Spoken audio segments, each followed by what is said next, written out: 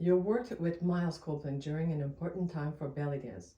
From your perspective, what impact did he have on the art form and its visibility in the West? Okay, this was 10 years, 10 very interesting years, and I observed it. I was only in the first two shows in Los Angeles in 2002. Then I was in the movie American Belly Dancer and the first DVD of Bellydance Superstars. Both of those took place in 2003. I was deemed too old at 44 years old to really have a future with them. And I didn't tour or anything like that, which I was totally cool with because I had my school and my future was someplace else. Personally, I benefited a lot because every single person, especially who was in the first DVD, benefited. We have to admit that whatever anybody feels about him, our careers really built up because of this video and because of his work. A lot of times people think he was just exploiting dancers and making money off of them, and they see this older white guy, Hollywood producer, oh yeah, he was just exploiting belly dance. He actually had this huge passion for this dance. He was raised in Lebanon, even though he was American.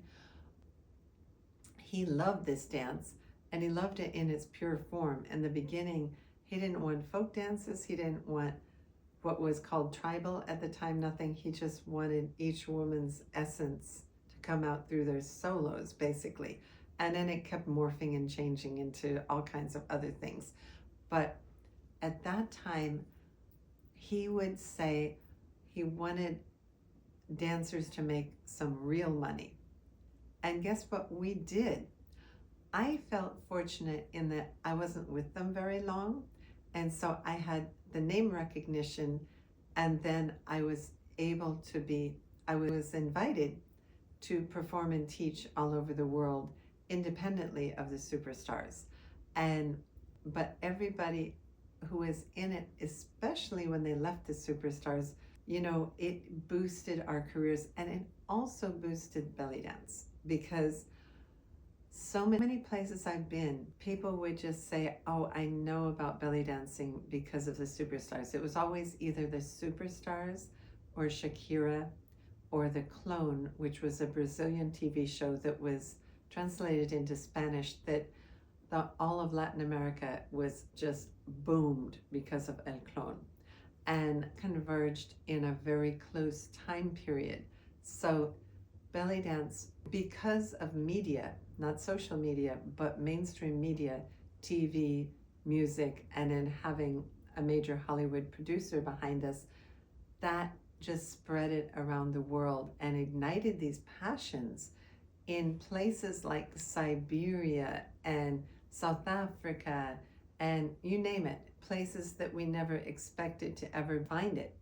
And it was huge. I mean, and part of it because of those CDs and DVDs, part of it because those CDs and DVDs were pirated in a lot of countries and sold on the black market. He wasn't, or sold in, markets, just, with written in marking pen, the name. I remember once I was in Egypt in Khan Khalili, and I saw myself on a pirated video playing on a TV. And me and my friend walked into the store, and my friend says, that's her. And she points to me, and the guy laughed. He's like, yeah, right. And it was so funny. Anyway, we got a big kick out of it. But I wonder if Miles Copeland even knew the impact he was going to have. He made huge changes. Honestly, I don't believe he actually made money off of this. In fact, I'm pretty sure of it. He's shut down his office. I think he sold a castle or a house or something like that. Of course, he was a rich guy to start with, but instead of getting richer, he got poorer. And it's still rich compared to us, but he had to give up a lot. And then he used to travel with the superstars. I've only heard this. I wasn't traveling with them in the belly bus. Neither would I have wanted to. but that's because I was 44. I'm just like, I don't want to do that. But, and he didn't invite me to either. So it was all meant to be. But apparently, if the stage was dirty, he would get out there and sweep the stage. He would sell merchandise. He was a character, I will admit. Even there were a couple times that, you know, I've always been thankful to him. And this is my personal perception, not just a perception, my personal perspective. I would thank him. Like when he came to Shanghai and I was working in Shanghai and he brought the superstars, you know, I said, let's go have some dim sum, let's talk. And I thanked him on my part and the part of what I was seeing with belly dance that became a bubble, and his was a very important part of that bubble.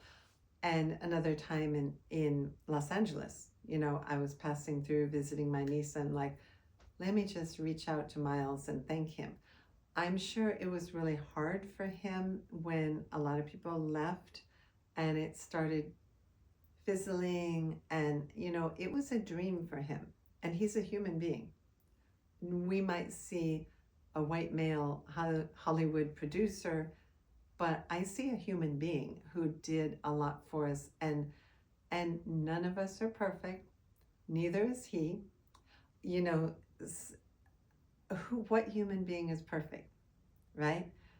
But he was like, we have a lot to be thankful for from him. And honestly, I really appreciate, I am not going to criticize anything that, you know, I have no room to criticize. Honestly, if somebody wants to, they can. But yeah, he did a lot. That's all I'm going to say.